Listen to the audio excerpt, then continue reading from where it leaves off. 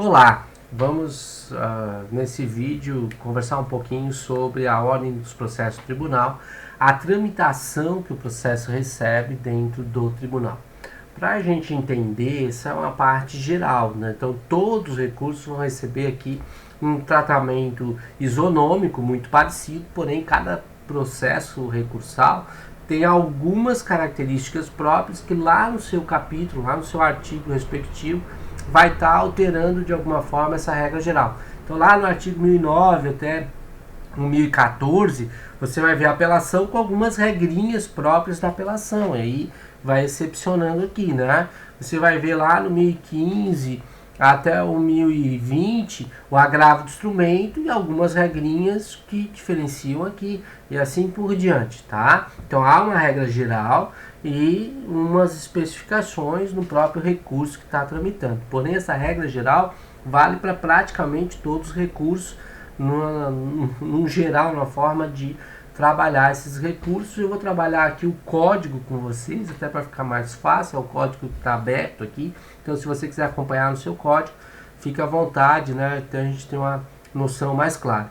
Esse capítulo está entre os artigos 929 até o artigo 946, e ele vai explicar como que os recursos tramitam no tribunal. Então, veja bem, vamos começar a entender isso. Veja bem, vem uma decisão. A decisão abre o prazo recursal. Aberto o prazo recursal, você interpõe o recurso. Como interpor a gente vai ver num outro encontro, não é? Mas você interpõe o recurso e se faz juízo de admissibilidade, juiz à quo e a de quem quando isso existir. Alguns recursos não têm juízo de admissibilidade no ACO e outros terão. Então isso vai também ser partes especiais dentro da explicação de cada recurso. Aqui na parte geral nem trata disso, né? Então isso tem que ficar bem claro. A gente não está falando aqui da parte do juiz à quo. Aqui é a tramitação dentro do tribunal. Recebido esse recurso, né? Algumas vezes lá no primeiro grau, outras não, mas o fato é que esse recurso ele vai ser encaminhado ao tribunal.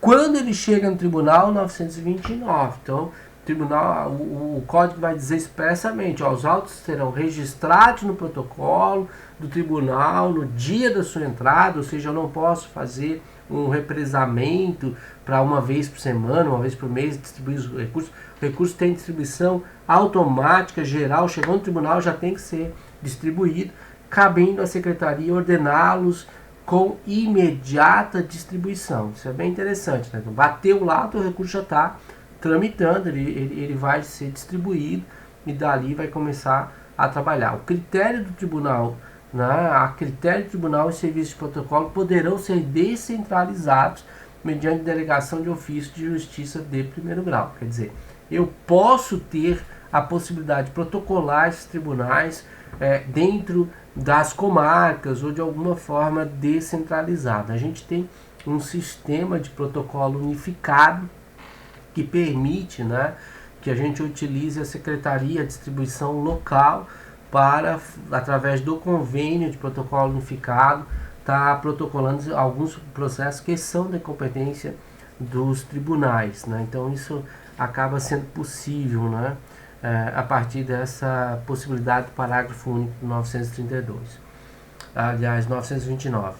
O 930 vai explicar como se faz a distribuição. Então a distribuição se faz conforme o regimento interno do tribunal, tá? É importante isso, ó, regimento interno do tribunal, observando a alternatividade, o sorteio eletrônico e a publicação.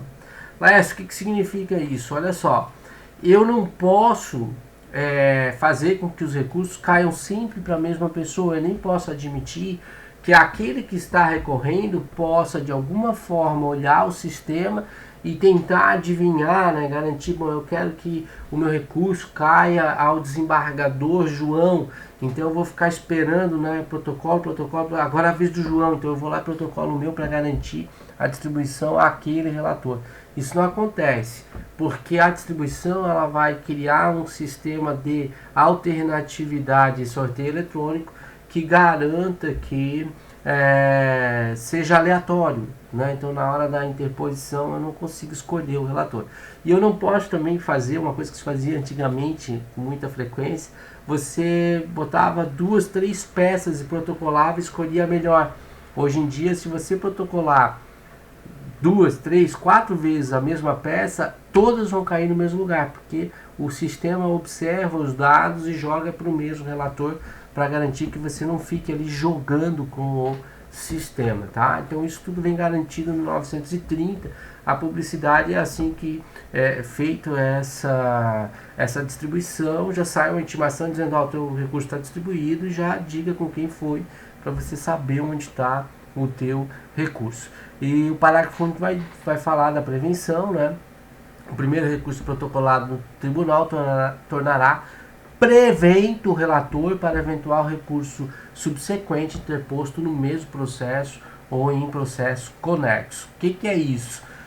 Eu estou com um processo tramitando aqui em Araranguá, há uma decisão interlocutória recorrível, eu faço um agravo de instrumento, ele sobe e o relator é o João. Beleza, o desembargador João vai decidir e tal, decide, volta.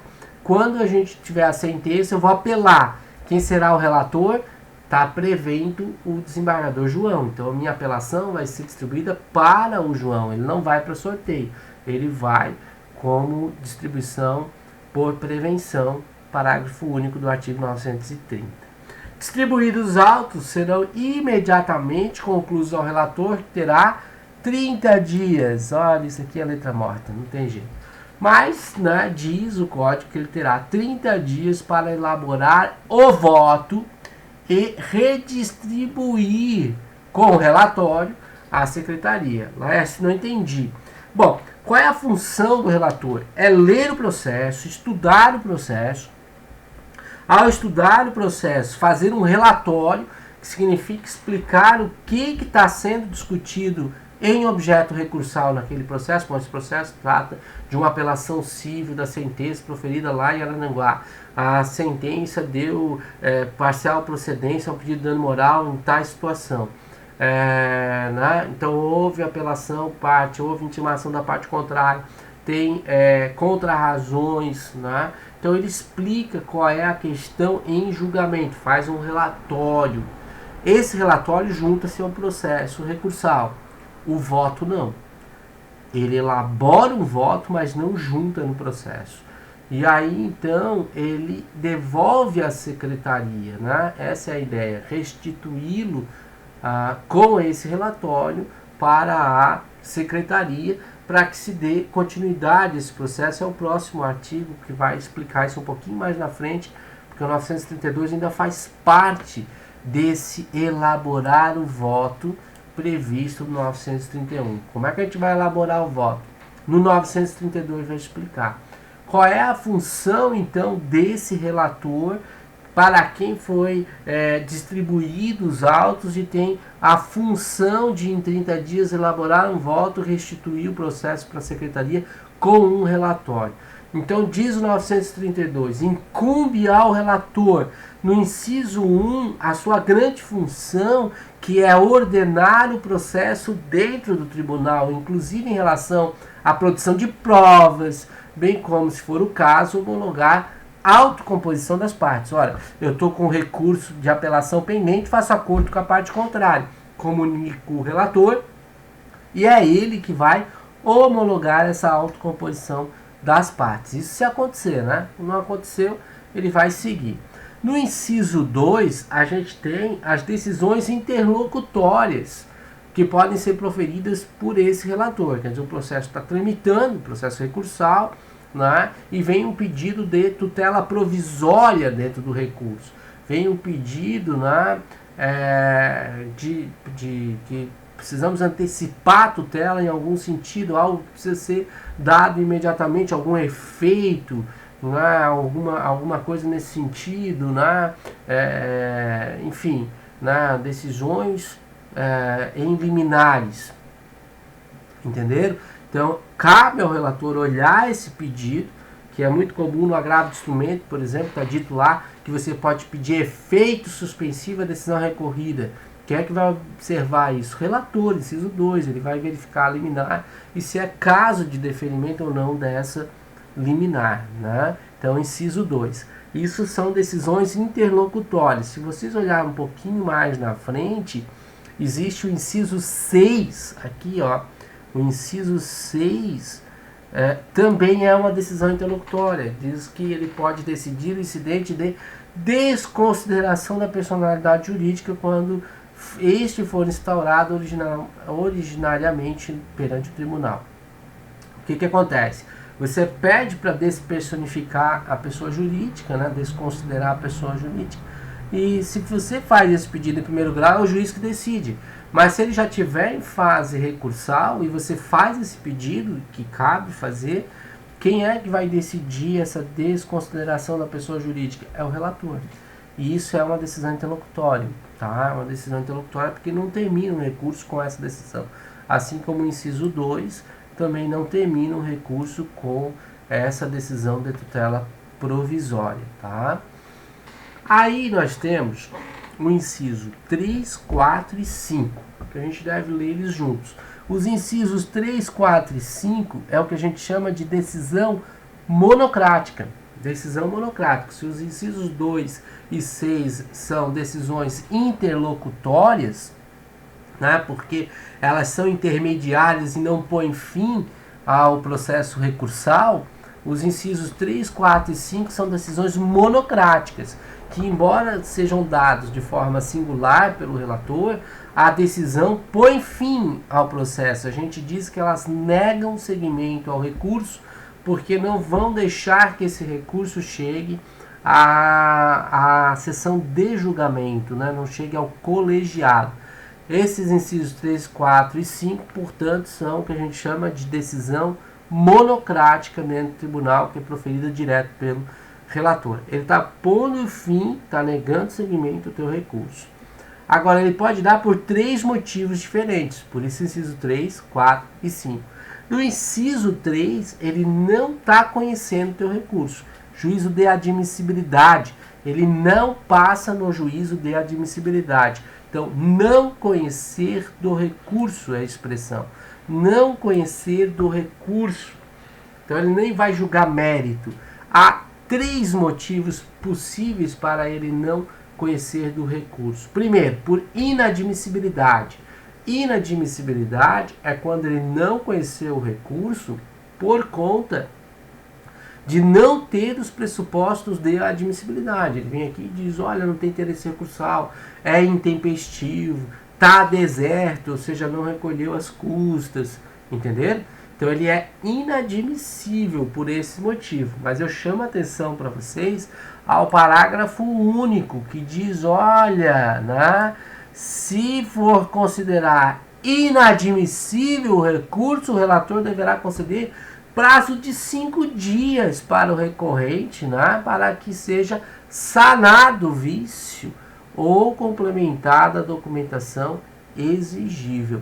Então, quando ele for dizer lá no inciso 3, eu não vou conhecer o recurso porque ele é inadmissível, né, deverá ele primeiro intimar a parte recorrente para em 5 dias sanar esse vício ou juntar os documentos que faltam, sob pena de então ele considerar inadmissível.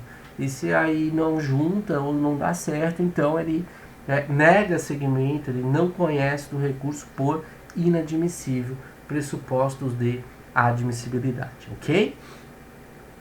Segunda hipótese, quando ele é prejudicado. Laércio, o que é prejudicado? Prejudicado é quando ele perde o objeto. O recurso que perde o objeto, a gente diz que ele está prejudicado.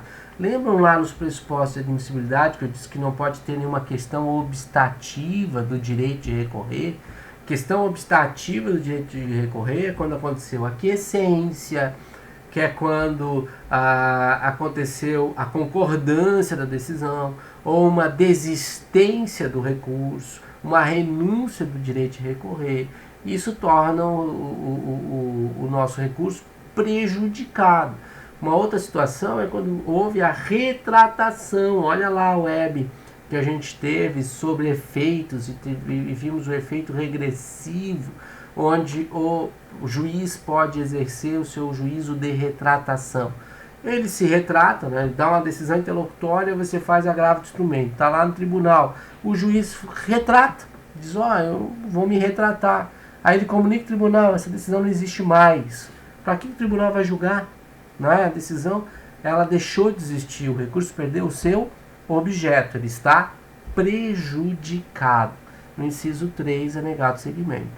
Terceira hipótese, está lá nos princípios também da webconferência que a gente assistiu, né? Não tenha impugnado especificamente os fundamentos da decisão recorrida, que não tenha impugnado especificamente os fundamentos da decisão recorrida. O que significa isso?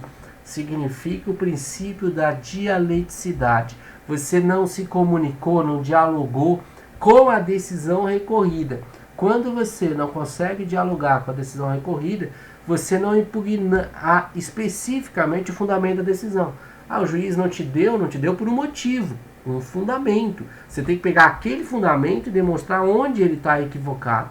Quando você faz essa comunicação, esse diálogo das razões do teu recurso para inviabilizar, para inutilizar aquele fundamento da decisão, ali tem dialeticidade.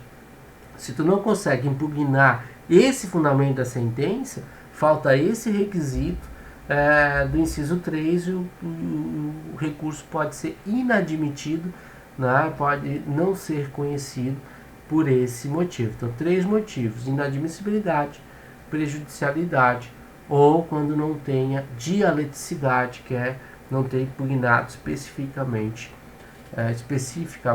os fundamentos da decisão recorrida. Ok? Esse é o inciso 3, decisão monocrática.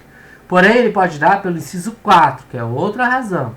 Ele vai dar pelo inciso 4 quando ele vai negar provimento ao recurso. Para negar provimento ao recurso é mérito. Portanto, ele conheceu do recurso. O recurso cabia. Está tudo ok, só que você não merece vencer o processo.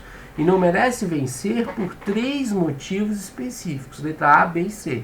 Você não merece vencer porque o teu recurso é contrário a uma súmula do STF, ou uma súmula do STJ, ou uma súmula do próprio tribunal que você está recorrendo. Por exemplo, teu recurso está dentro do TJ de Santa Catarina. O TJ de Santa Catarina tem uma súmula sobre a matéria e o teu recurso é contrário a essa súmula.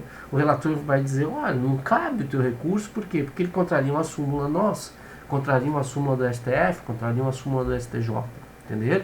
Ou então ele está contrariando um acórdão proferido pelo STF, o STJ, em julgamento de recurso repetitivo. 928, lembra? Precedente vinculativo.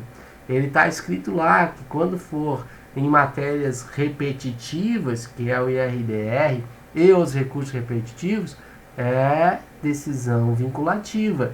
Então, se o nosso relator percebe que ele está afrontando uma questão de decisão, acórdão de decisão, tanto do STJ quanto do STF, em recurso repetitivo, ele vai dizer, não tem o que fazer, é precedente, né? E o precedente é vinculativo, eu não posso deixar o teu recurso continuar, então ele vai negar provimento, é mérito. E os entendimentos firmados em IACs, né? Incidente de resolução, incidente de assunção de competência, IAC, ou nos IRDRs, incidentes de resolução de demandas repetitivas dentro do próprio tribunal. Quando isso acontece, eu digo, eu nego provimento, ou seja, eu admiti teu recurso, mas você perdeu, eu nego seguimento ao teu recurso por esse motivo, decisão monocrática, tá? No 5, é um pouquinho além, ele conhece do recurso, tá? Ele conhece do recurso, mas ele vai dar provimento ao recurso, ou seja, você, além de ter admitido o recurso, você ganha o recurso monocraticamente. Você ganha o recurso monocraticamente se a decisão e não o recurso, a decisão recorrida, tá aqui, a decisão recorrida, ela for contrária a súmula do STF ou do STJ, ou súmula do próprio tribunal. Se for contrária a acórdão do STF ou do STJ em recurso repetitivo, se for contrário à decisão em RDR ou em IAC. Tá? Então, notem que as letras A, B e C são iguais. Qual a diferença? É que no inciso 4 é o recurso que é contrário às letras. E no 5 é a decisão, a sentença que é contrária aos precedentes vinculativos, entenderam? Então, quando a decisão é contrária aos precedentes vinculativos, o próprio relator diz, é só aplicar o precedente e está resolvida a questão. Portanto, eu dou ganho de causa recorrente, reforma a decisão com base no precedente vinculativo, que são esses descritos nas letras A, B e C, né, do inciso 5. Qual a condição para isso funcionar? Eu tenho que garantir que foi possível apresentar contra-razões. Alguns recursos, as contra-razões já vêm com ele, como acontece na apelação.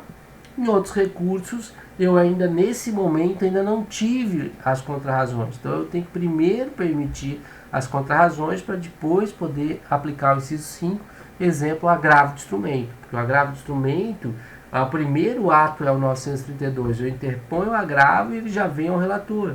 Então, se o relator pretende aplicar o inciso 5, ele primeiro tem que intimar o agravado, permitir que ele exerça as contra-razões para depois, então, ele poder aplicar, né, a faculdade que o relator tem que dar uma decisão monocrática já acolhendo o recurso. Então, são 3 hipóteses de decisão monocrática.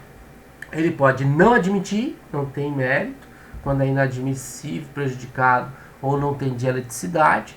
Ele pode admitir, mas negar provimento de forma monocrática, quando o recurso afronta os precedentes vinculativos das letras A, B e C.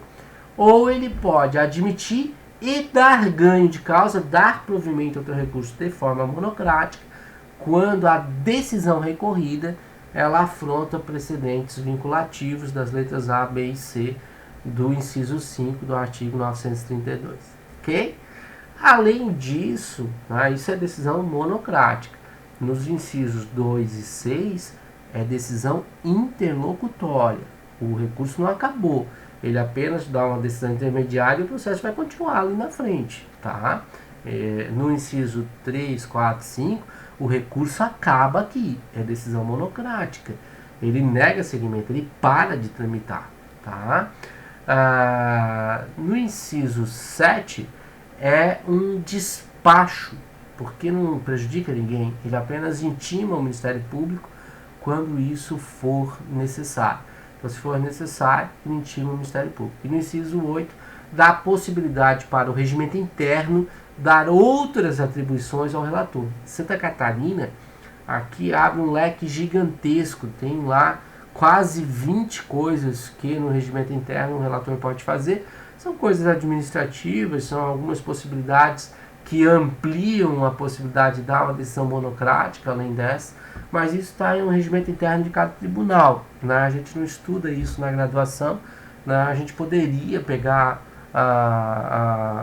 o regimento interno do tribunal e ler as atribuições do relator, a gente vai ver que há uma certa amplificação dessa possibilidade, que é essa janela do inciso 8, possibilidade que o regimento interno amplie as funções do relator.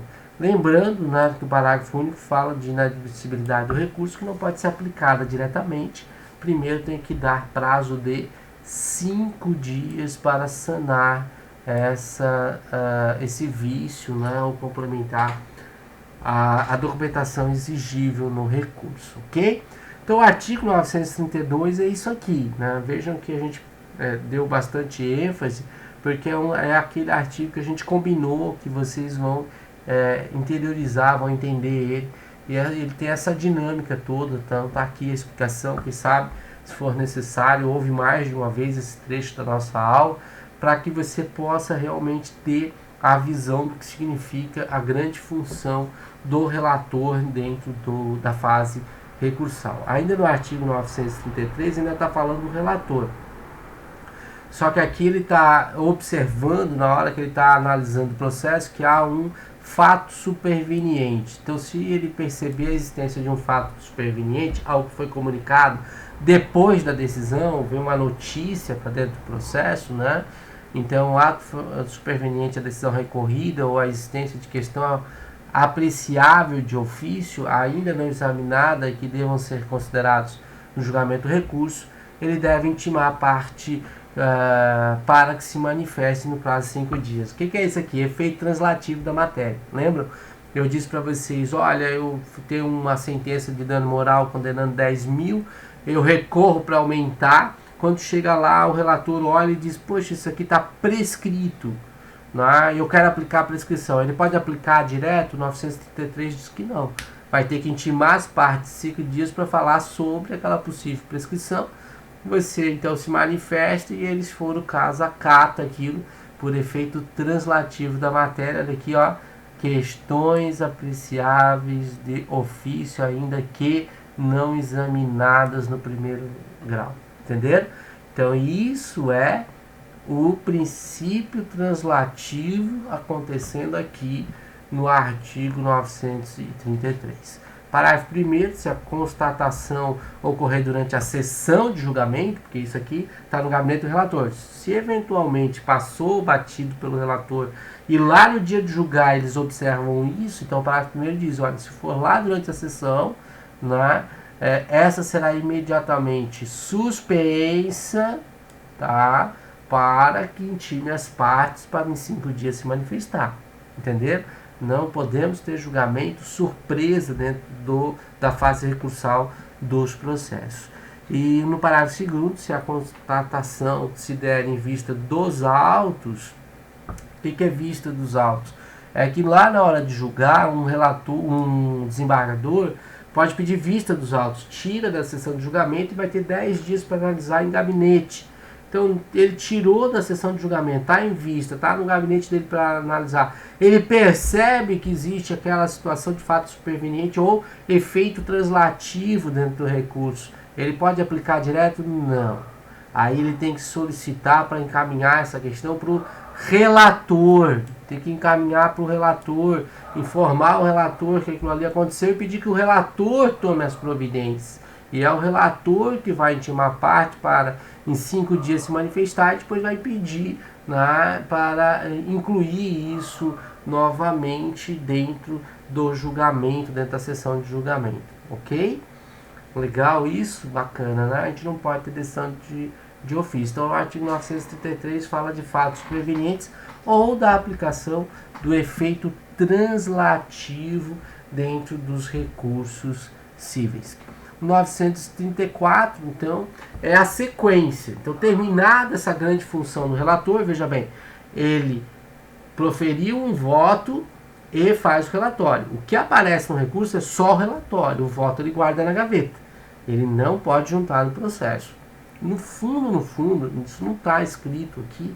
O regimento interno fala disso, mas de uma forma não tão clara assim. Mas o que eles fazem? Na verdade, eles votam, guardam o voto, põem um relatório para que as partes possam ver apenas o relatório, mas esse voto ele distribui para os outros 2 desembargadores e avisa, ó, eu vou votar assim. Então, com uma antecedência mais ou menos de 10 dias, os outros 2 desembargadores recebem esse voto e têm a chance de analisar esse voto em gabinete para que quando cheguem na sessão eles já têm um argumento para debater, né, se vão acompanhar o voto do relator ou eventualmente se vão divergir, apresentar um outro voto no dia da sessão. Então isso é comum, os tribunais, todos os tribunais do Brasil hoje fazem isso, eles antecipam o voto para o outro desembargador, os outros 2 desembargadores, mas as partes recorrentes não têm acesso a esse voto com antecedência, tá? Só no dia da sessão. Então o que acontece, né? Então ele tem esse voto guardado na gaveta, tem o relatório já juntado no processo. O que ele faz? Ele é encaminhado para o presidente da Câmara, não é do tribunal, é da Câmara, onde vai ser julgado. E o presidente da Câmara tem a obrigação de designar uma data para o julgamento. Então, ele inclui em pauta de julgamento. Ele diz que o recurso vai ser julgado na sessão de julgamento dia 20 de junho às 14 horas. Entenderam? Então, ele inclui numa sessão de julgamento e determina a intimação. Então, vai ser publicada a pauta, enfim, né? E ele determina a intimação, e essa intimação acontece no 935, né? Que diz, olha, vai intimar a parte, mas ela tem que ser intimada em pelo menos 5 dias antes da sessão. Então, a intimação pode chegar um mês antes, pode chegar 6 meses antes, mas ela não pode chegar a menos de 5 dias, né? Eu não posso intimar para a sessão de amanhã, né? Tem que ter pelo menos 5 dias entre a intimação e a sessão que vai julgar esse processo, né? Incluindo na nova pauta os processos que não tenham sido julgados, salvo aqueles cujo julgamento tiver sido expressamente adiado para a primeira sessão subsequente. Então ele já avisa isso, ó, esse processo foi adiado para a primeira subsequente. Aí a primeira subsequente pode ser amanhã, tá? Então, mas ele já estava incluído hoje, você está intimado, aí você recebe uma comunicação que ele foi passado para a próxima, né, para a primeira subsequente. Aí você vai olhar a primeira subsequente e amanhã, depois da manhã. Aí nesse sentido não precisa ter os 5 dias, é a única exceção, certo? Parágrafo 1º. As partes será permitida a vista, né? Para as partes será permitida a vista dos autos em cartório após a publicação da pauta de julgamento, ou seja, eu posso olhar o processo, como eu disse para vocês, né? Tá lá o relatório, mas não tem voto, mas eu posso olhar o processo, eu não posso tirar em carga e levar embora. Tem que olhar em cartório, tá? Tem que ir lá olhar o processo, hoje em dia isso é virtual. Então você olha no próprio sistema em PDF, né, dentro do ESAG ou do EPROC, não tem problema nenhum. E afixar-se a pauta na entrada da sala em que se realizar a sessão, para você saber a ordem de julgamento, né, e poder acompanhar. Aí sim, o 936 a gente já está no dia do julgamento. E aí há uma ordem de julgamento, tá aqui, ó, vai ter a seguinte ordem, então tá dito lá, ressalvadas preferências legais e regimentais, então elas estão lá dentro do regimento e aí não vão estar previstas aqui no CPC. Os recursos, remessa de necessário e também os processos de competência originária serão julgados na seguinte ordem: 1. Aqueles nos quais houver sustentação oral. Esses devem ser, primeiro, observada a ordem de requerimento, ou seja, quem pediu o primeiro vai ser o primeiro, o segundo que pediu vai ser o segundo, e assim sucessivamente, tá? Segundo, 2. Os requerimentos de preferência apresentados até o início da sessão de julgamento. E 3. Aqueles cujo julgamento tem iniciado na sessão anterior. E aí 4. Os demais casos. Então, olha para mim. Como é que funciona? Sai um edital intimando para a sessão de julgamento. Sai lá todos os que vão ser julgados naquela tarde. Não é igual a audiência, você julga um por um, não. Sai um caminhão de processos que são julgados naquela sessão. Sei lá, 100 processos, 200, 300, é normal eles intimar para 300 processos, tá? 200 processos. E tá ali a sequência, 1, 2, 3, 4, aí você olha o seu é o 127. Nossa, tem 126 na minha frente. Como é que funciona? Aí abre o prazo para você pedir para fazer sustentação oral, tá? No Tribunal de Justiça você pode fazer até meia hora antes de começar a sessão. Tem alguns tribunais que, pelo regimento interno, vão determinar que tem que ser um dia antes. Então tem que olhar o tribunal que você está. Aí o que acontece? Você vai lá e pede sustentação oral. Aí você entra para a lista dos que vão sustentar oralmente. No fazer isso, o teu processo vem para o inciso 1. Ele vem para primeiro da lista, entendeu?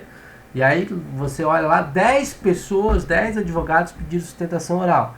É por ordem de chegada, é o que primeiro pediu, né? Fez o requerimento lá, ó, eu quero fazer sustentação oral. Você foi o primeiro, então o teu é um da lista. Lécio, você foi o terceiro a pedir, então você é o terceiro recurso a ser julgado naquela sessão. Entendeu? Então é por ordem.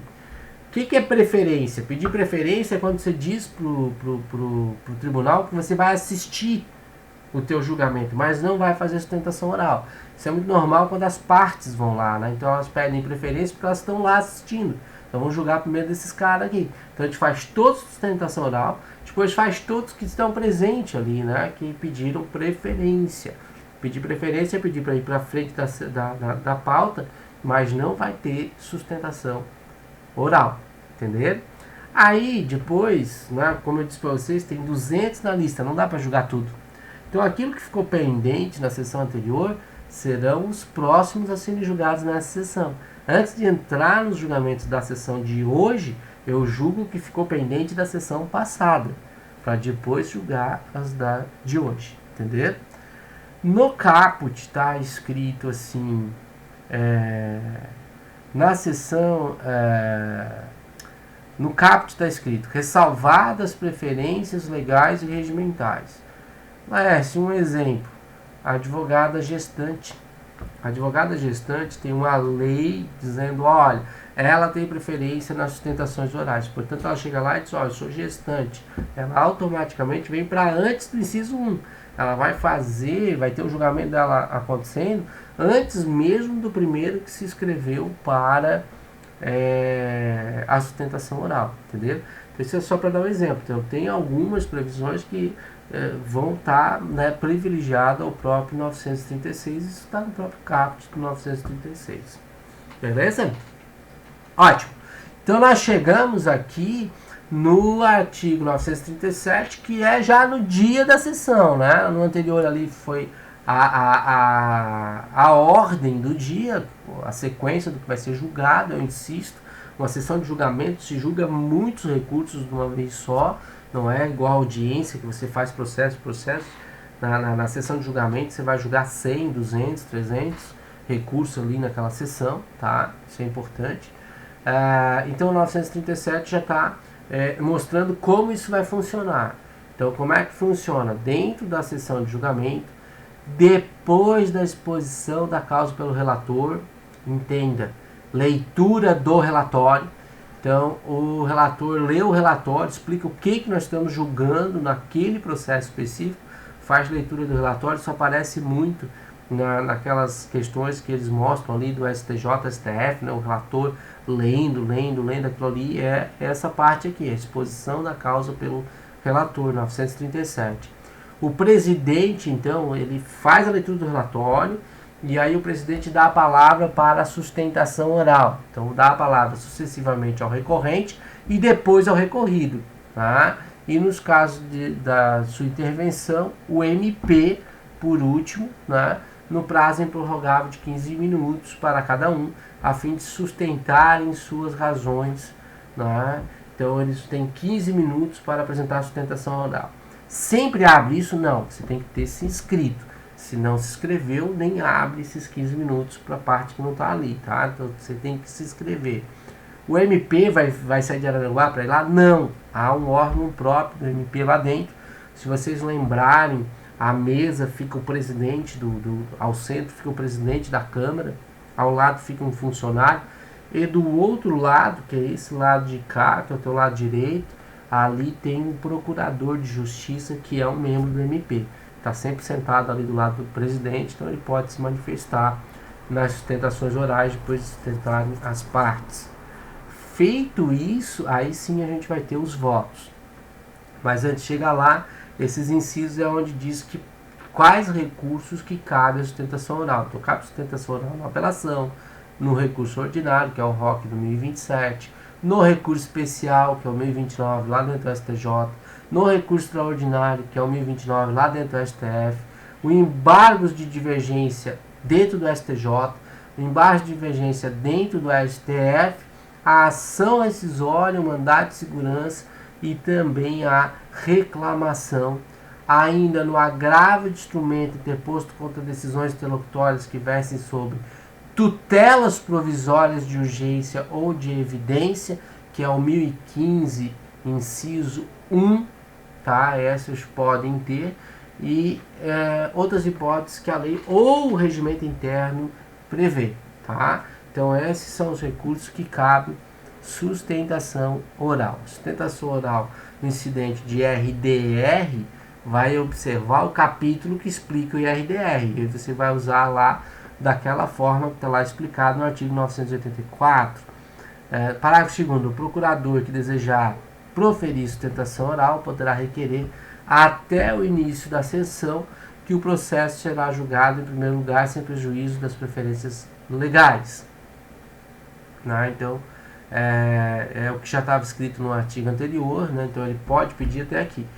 Isso no processo civil. Eu tomo o cuidado de avisar que o regimento interno normalmente regra isso daqui. Santa Catarina, por exemplo, não fala até início da sessão, ele fala 30 minutos antes do início da sessão, tá? E aí se você não perde em 30 minutos antes do início da sessão, você perde o direito de sustentar oralmente. Sem prejuízo das preferências legais, é aquilo que eu já expliquei lá no CAPT, né? Se tiver uma gestante lá, ela não tem jeito, ela vai ter o julgamento dela preferencialmente, ela vai ser antes mesmo de quem pediu sustentação oral. No parágrafo 3º, nos processos de competência originária, previsto no inciso 4, né, caberá a sustentação oral no agravo interno também, interposto contra a decisão do relator que o extinga. Tá? Se tiver extinção monocrática pelo relator, do recurso interno caberá. Inciso 4 não, inciso 6, desculpe. Inciso 6, né, que é a ação rescisória, mandado de segurança e reclamação. Aqui, ó. Né, então, se vier de uma decisão monocrática do relator extinguindo eles e você faz agravo interno, aí você pode sustentar oralmente também. Parágrafo 4º, é permitido ao advogado com domicílio profissional em cidade diversa daquela onde está situado o tribunal, por exemplo, nós aqui em relação a Florianópolis, né, ele pode sustentar oralmente por meio de videoconferência, outro recurso tecnológico, transmissão de som e imagem em tempo real, desde que o requeira até o dia anterior da sessão. Gente, isso depende de matéria de equipamento, depende de um monte de coisa. Em Santa Catarina, eles não admitem, tá? O TRF faz. Então, você pode fazer sustentação oral à distância aqui de Aranaguá, e vai o TRF lá em Porto Alegre vai receber a tua sustentação oral. Mas o Tribunal de Justiça de Santa Catarina hoje em dia ainda não faz, não admite isso. Então, você não consegue.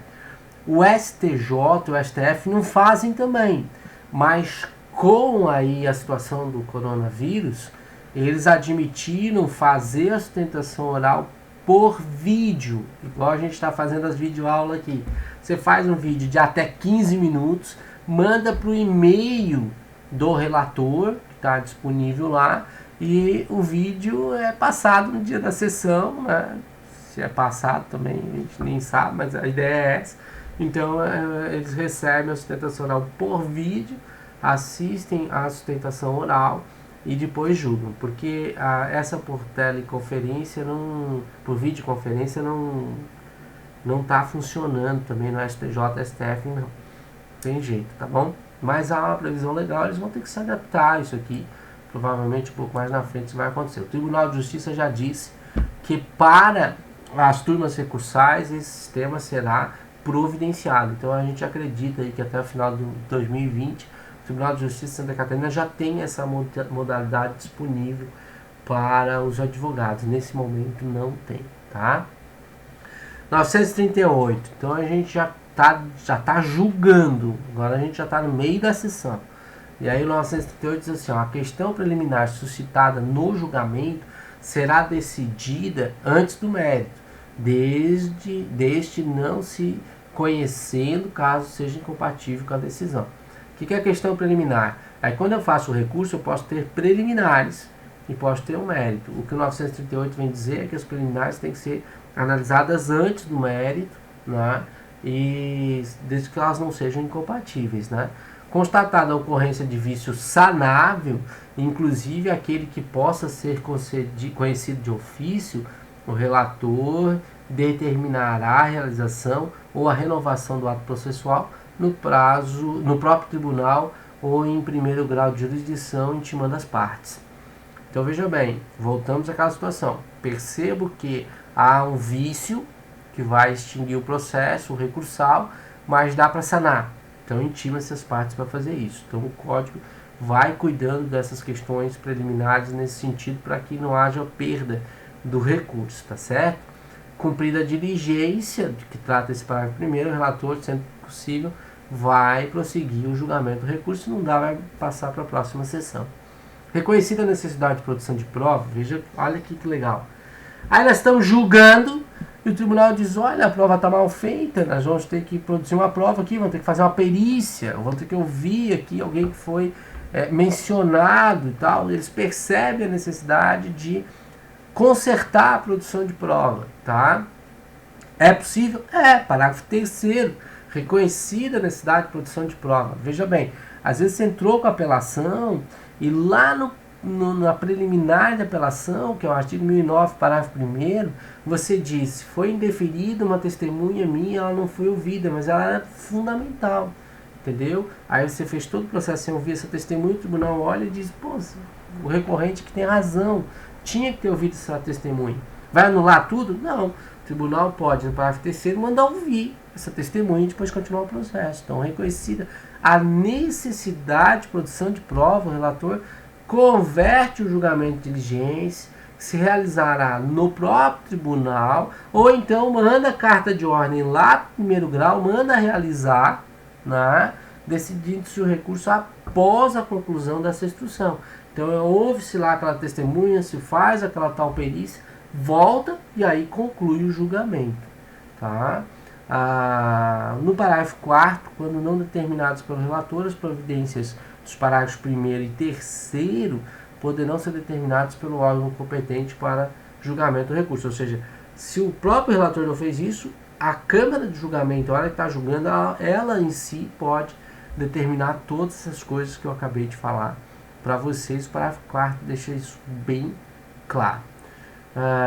No 939, se a preliminar for rejeitada ou se a apreciação de mérito for com ela compatível, vai seguir a discussão e julgamento da matéria principal, sobre a qual deverão se pronunciar os juízes vencidos na preliminar. Vou dar um exemplo para vocês entenderem. Tem 3 votos. Aí um desembargador diz que entende que o processo está nulo, né? Tem que anular o processo, acolher a preliminar, e ele entende que não deve julgar mérito. Os outros 2 entendem que tem que julgar mérito. Então dá 2-1 e ele perde. Só que ele entende que aquele recurso não cabe, entendeu? Aí a gente vai para o mérito. O que o 939 está dizendo?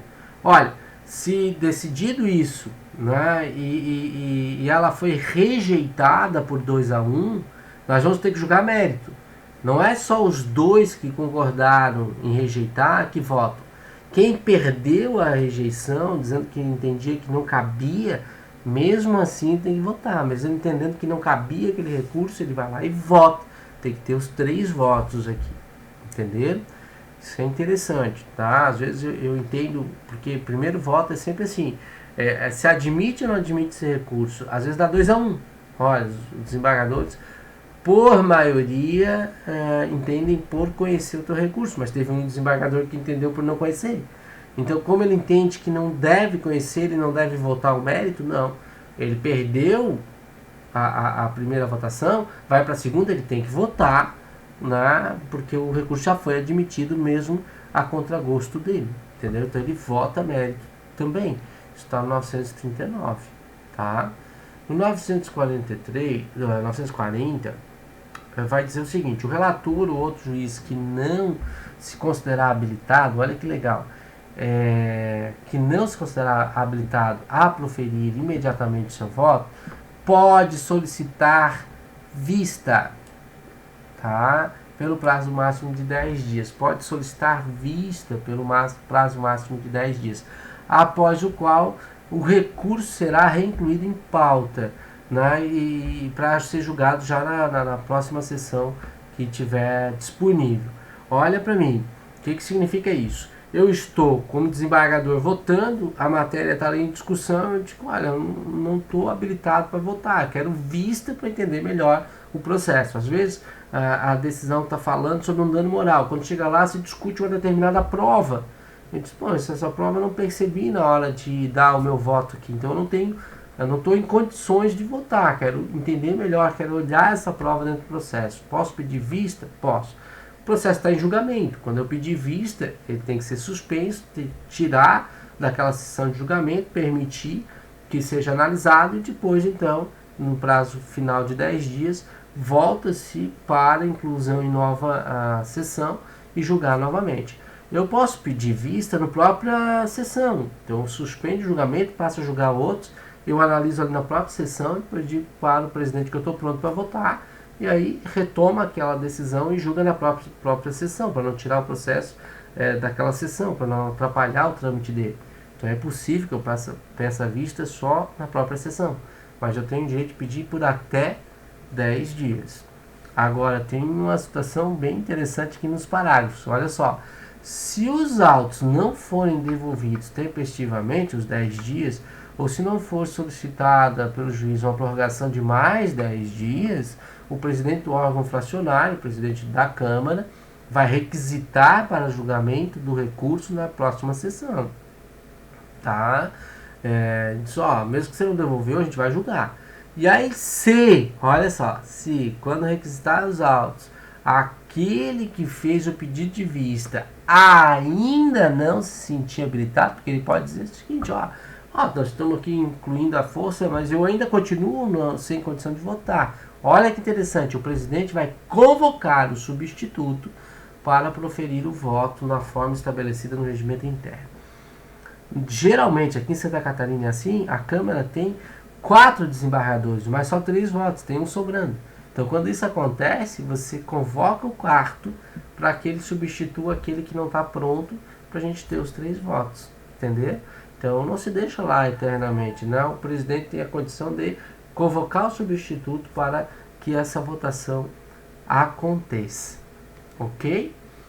Muito bem, aí a gente julgou.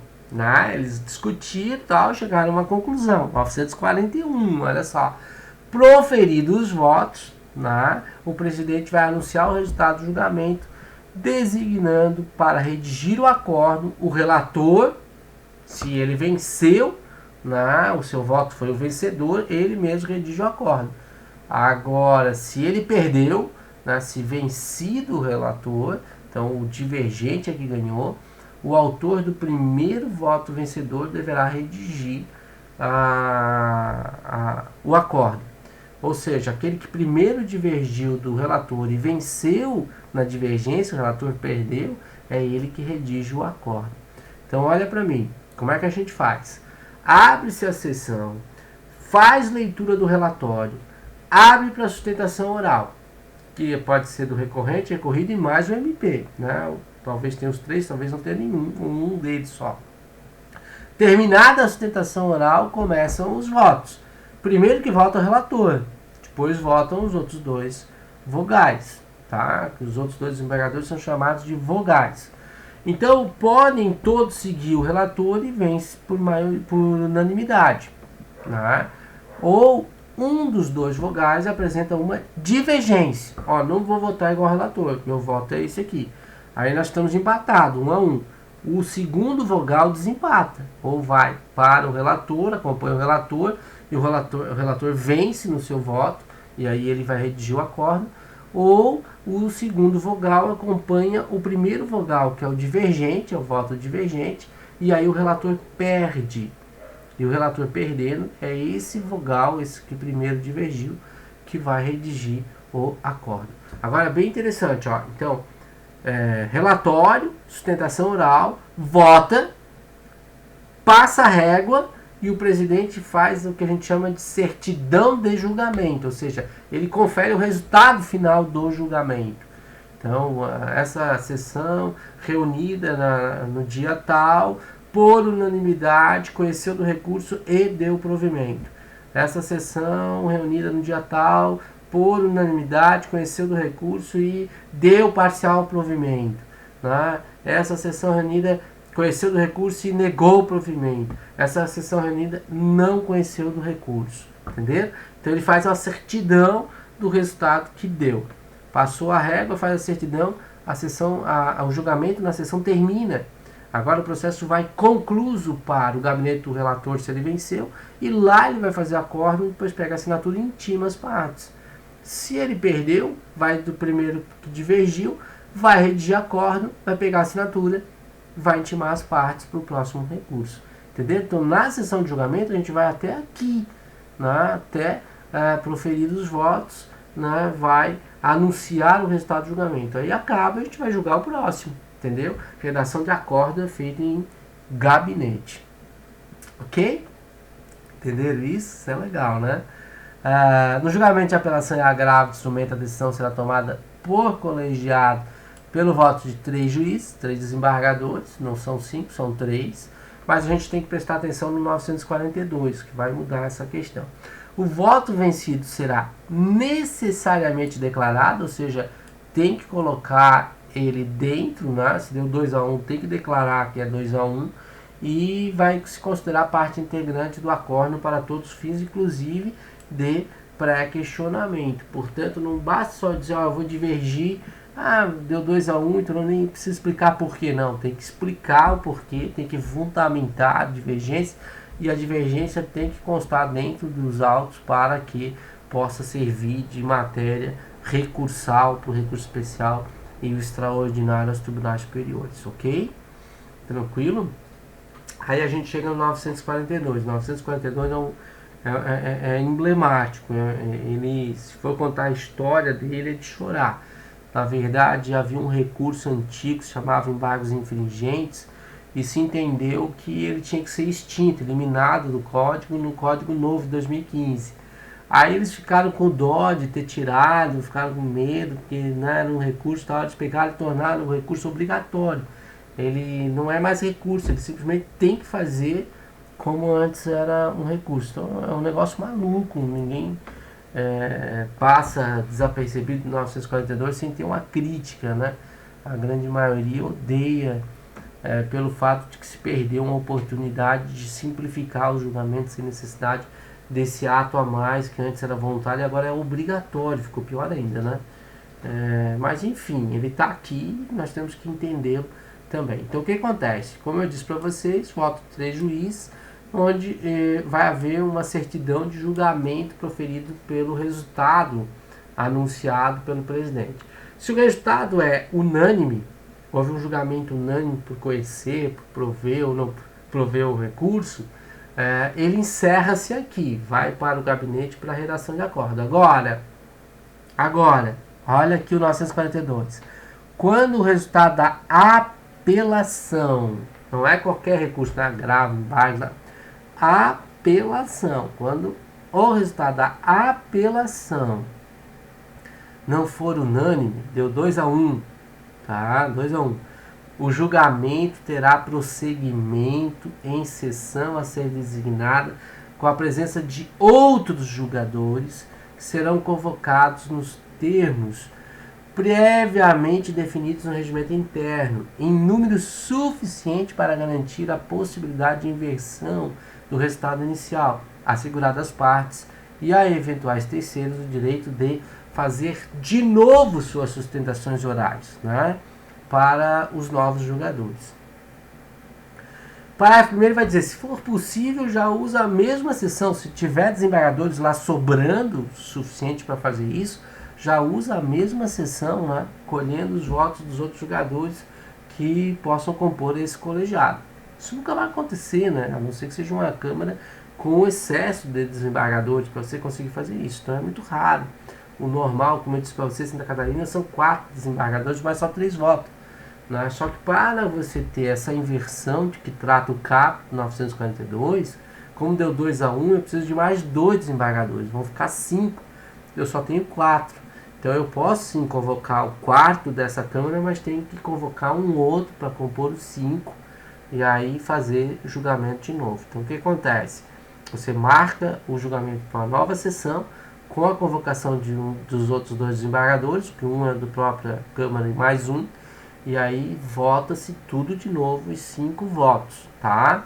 Com nova sustentação oral, tudo de novo.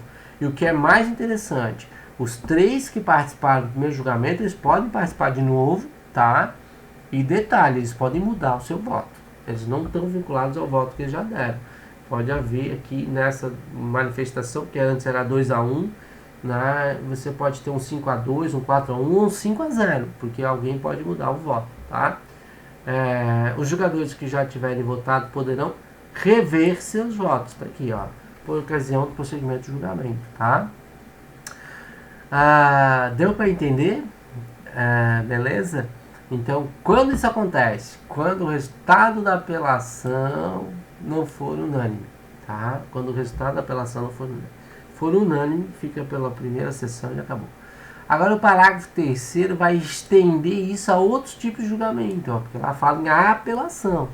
Então essa técnica de julgamento prevista nesse artigo aplica-se da mesma forma ao julgamento não unânime, proferido em ação rescisória, tá?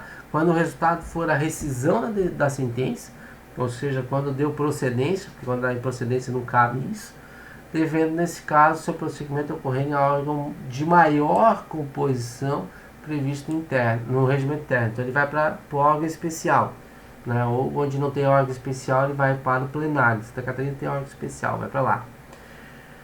Agora o 2, porque aqui é ação rescisória, né? Mas no 2, o 2 é importante, ó. Em agravo de instrumento, quando houver reforma da decisão que julgar parcialmente o mérito.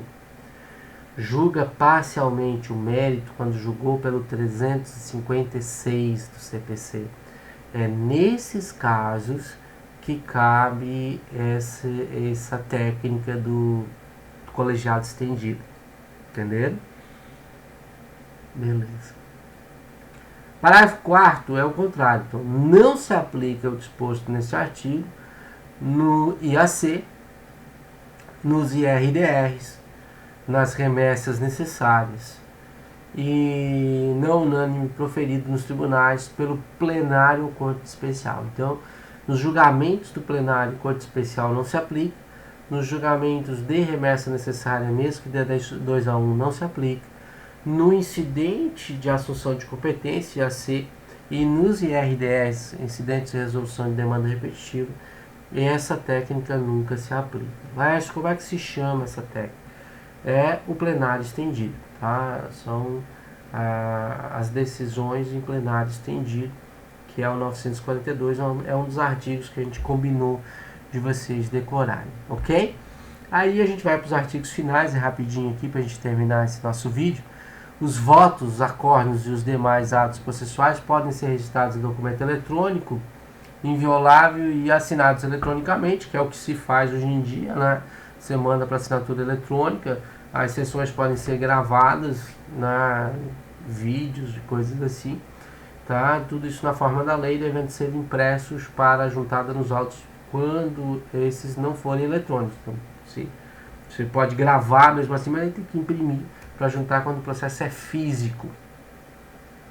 Parágrafo 1º, bem interessante, ó, todo acórdão tem que ter uma ementa. Uma ementa é uma ementa, né? É um resumo daquilo que a gente vai ver dentro da decisão final. É o tema principal, tem que aparecer numa ementa, num cabeçalhozinho ali, que você pode identificar o acórdão, tá? É onde está a tese do acórdão, né? Aquilo que de principal foi julgado dentro daquele acórdão. Não é a ratio decidente, não é o que levou você a julgar, mas aquilo que se fixou como tese daquele acórdão ali, tá? Lavrado o acórdão, sua ementa será publicada no órgão oficial no prazo de 10 dias. Então se intima as partes colocando a ementa do acórdão na publicação. 944. Não publicado o acórdão no prazo de 30 dias, contada a data de sessão de julgamento, as notas taquigráficas ou o substituirão, ou seja, aquilo que foi produzido durante a sessão, a forma como você gravou ela, né, vai compor o próprio acórdão, para que as partes não fiquem esperando isso, né? No caso do caput, o presidente do tribunal lavrará de imediato as conclusões de ementa e mandará publicar o acórdão, ou seja, ele pode fazer ele mesmo, se o relator não fez, para adiantar isso, para não passar dos 30 dias. 945 não tá revogado. E o 946 traz uma explicação que é um pouquinho emblemática, que com Santa Catarina, né? 946 diz assim: o agravo do instrumento será julgado antes da apelação interposta no mesmo processo. Se ambos os recursos de que trata o caput houverem de ser julgados na mesma sessão, vai julgar primeiro o agravo do instrumento para depois julgar a apelação, certo? Quando é que isso acontece? Você está no mesmo recurso, no mesmo processo, aliás, há uma decisão interlocutória recorrível. Você agrava de instrumento, o agravo está lá no tribunal. O processo segue e recebe sentença. E você apela. E sobe. Agora a gente tem no mesmo processo um agravo que ainda não foi julgado, esperando julgar, e a apelação da sentença, entenderam? Então o que o código fala no 946? Beleza, isso vale, a gente julga primeiro o agravo e em seguida julga a apelação, tá? Qual é o problema com Santa Catarina que eu disse para vocês que tem? É que Santa Catarina entende que se você tiver uma decisão interlocutória agravada e houver sentença, o agravo perde o objeto. Esse perder o objeto, ele cai lá no 932, inciso 3, né? Ele fica prejudicado, e ficando prejudicado ele deve ter negado o seguimento, ele não deve ser admitido monocraticamente, ou seja, ele não vai ser julgado no mérito. E aí não dá para aplicar o 946, entende? Então Santa Catarina entende que a apelação posterior ao agravo de instrumento do mesmo processo faz com que a decisão do agravo de instrumento perca o sentido no agravo. Então o agravo perde o objeto e o recurso ele é extinto por prejudicado. É um entendimento de Santa Catarina. São Paulo, por exemplo, não entende assim. E vai julgar os dois recursos, né? E se acolher o agravo, a sentença está anulada. Tá? É isso que acontece. Que era isso que o código esperava. São Paulo aplica assim, Rio de Janeiro aplica assim. Santa Catarina entende de forma diversa, entende que há perda de um objeto. Ok? Tranquilo?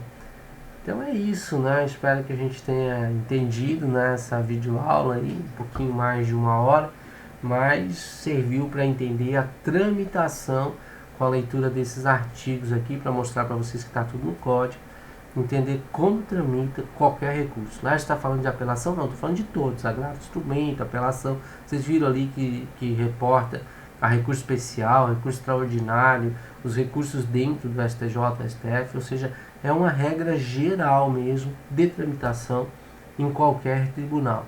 As exceções dessa regra geral estão nos artigos específicos de cada recurso. Lá no 1010, 1011, você vai ver algumas exceções. Lá no 1014, 1015, aliás, 1016, 1017, do agravo de instrumento, vai trazer algumas exceções. Então, sempre tem que ler junto com o recurso principal.